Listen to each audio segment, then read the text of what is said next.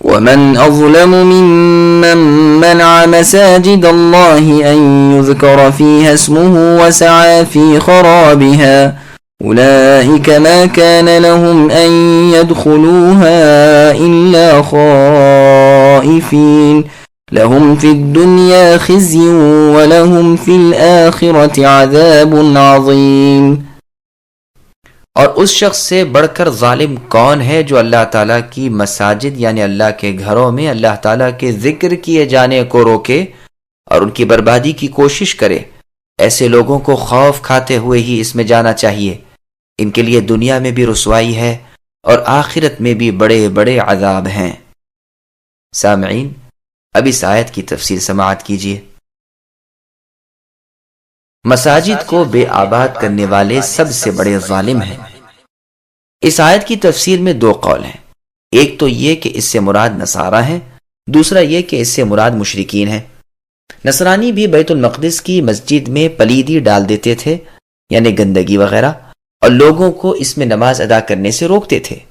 بخت نصر نے جب بیت المقدس کی بربادی کے لیے چڑھائی کی تھی تو ان نصرانیوں نے اس کا ساتھ دیا اور مدد کی تھی۔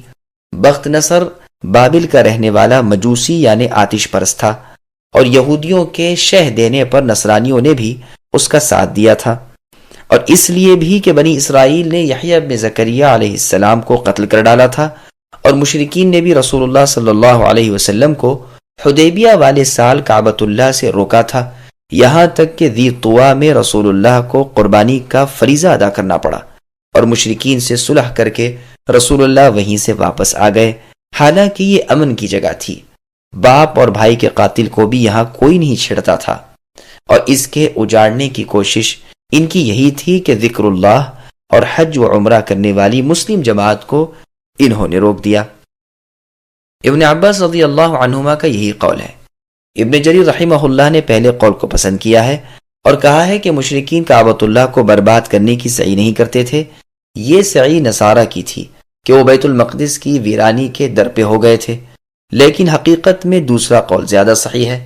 ابن زید رحمہ اللہ اور ابن عباس رضی اللہ عنہما کا قول بھی یہی ہے۔ یاد رہے کہ جب نصرانیوں نے یہودیوں کو بیت المقدس سے روکا تھا اس وقت یہودی بھی تو محض بے دین ہو چکے تھے، ان پر تو داؤد اور عیسیٰ ابن مریم علیہ السلام کی زبانی لعنتیں نازل ہو چکی تھیں، وہ نافرمان اور حد سے متجاوز ہو چکے تھے اور نصرانی مسیح علیہ السلام کے دین پر تھے۔ اس سے معلوم ہوتا ہے کہ اس آیت سے مراد مشرکین مکہ ہیں، اور ایک وجہ یہ بھی ہے کہ گزشتہ آیتوں میں یہود و نصارہ کی مذمت بیان ہوئی تھی، اور یہاں مشرکین عرب کی اس بد خصلت کا بیان ہو رہا ہے کہ انہوں نے رسول اللہ کو اور آپ کے صحابہ رضی اللہ عنہم کو مسجد حرام یعنی مکہ المکرمہ سے روکا، مکے سے نکالا، پھر حج و عمرے سے بھی روک دیا۔ ابن جریر رحمہ اللہ کا یہ کہنا کہ مکے والے بیت اللہ کی ویرانی میں کوشاں نہ تھے، اس کا جواب یہ ہے کہ رسول اللہ اور صحابہ رضی اللہ عنہم کو وہاں سے روکنے اور نکال دینے اور بیت اللہ میں بت رکھ دینے سے بڑھ کر اس کی ویرانی کیا ہو سکتی ہے؟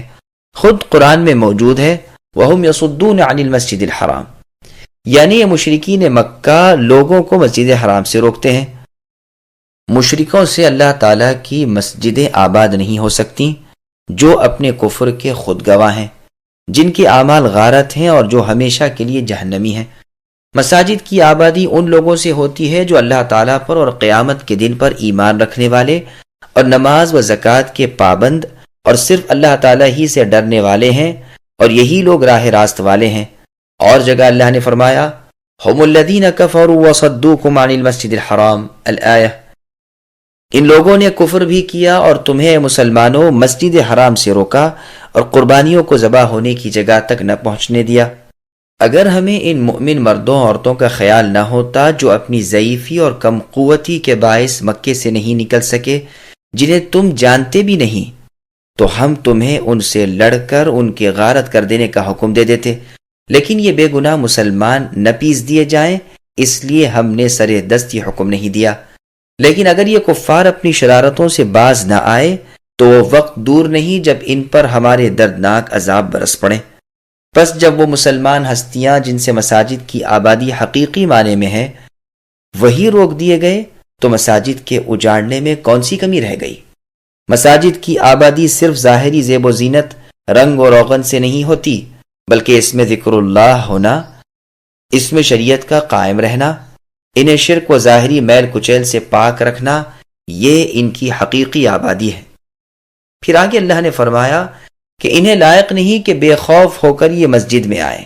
مطلب یہ ہے کہ مسلمانوں، انہیں بے خوفی اور بے باکی کے ساتھ بیت اللہ میں نہ آنے دو، جب ہم تمہیں غالب کر دیں تو اس وقت یہی کرنا۔